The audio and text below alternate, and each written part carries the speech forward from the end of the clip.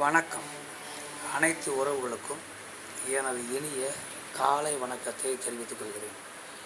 உங்களிடத்தில் ஒரு சிறு ஜோதிட குறிப்பை பகிர்ந்து கொள்ள வருகிறேன்.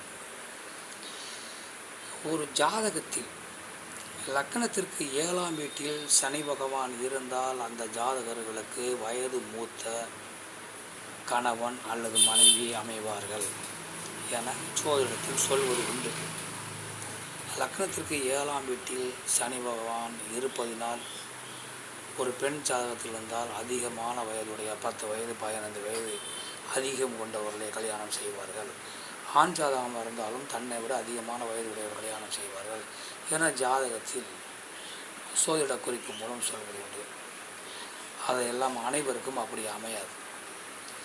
லக்னத்திற்கு 7ஆம் வீட்டில் சனி பகவான் இருந்து அந்த சனி பகவானுக்கு வீடு கொடுத்தவர் பலம் இழந்து இருந்தால், வக்கரமாகவோ நீசமாகவோ அல்லது 6, 8, 12 வீடுகளில் மறைந்தோ இருந்தால் அந்த ஜாதகர்கள் தங்கள் பருவ காலத்திலேயே கணவனை இழந்தவர்களை பெண்கள் கல்யாணம் செய்ய சம்மதித்தால் விரைவில் கல்யாணம் முடிந்துவிடும்.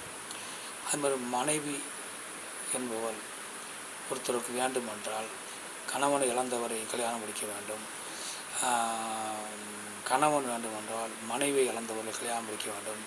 அப்படி செய்தால் அது விரைவில் நடந்துவிடும் கல்யாணம் என்பது. அவர்கள் முறைப்படி ஒரு முதல் தாரமாக இருக்க வேண்டும் என்று நினைத்தால்தான் காலம் கடக்கும். அதே சமயம் 7ஆம் இடத்தில் சனி பகவான் இருந்து 7ஆம் அதிபதியும் ஆட்சி உச்சம் என இருந்தால் அந்த ஜாதகர்களுக்கு காலதாமதமாகாது. நல்ல மனைவியும் கிடைப்பார்கள், நல்ல கணவனும் கிடைப்பார்கள், இளமையானவர்கள் இருப்பார்கள். அதனால் லக்னத்திற்கு 7இல் சனி இருந்தாலே வயதானவர்கள் தான் கணவன் மனைவியாக வருவார்கள் என தவறாக சொல்லிவிடக்கூடாது. இதை நாம் நன்கு தெளிவாக பார்க்க வேண்டும். மற்றவற்றை நாம் அடுத்த வீடியோவில் காண்போம். நன்றி, வணக்கம்.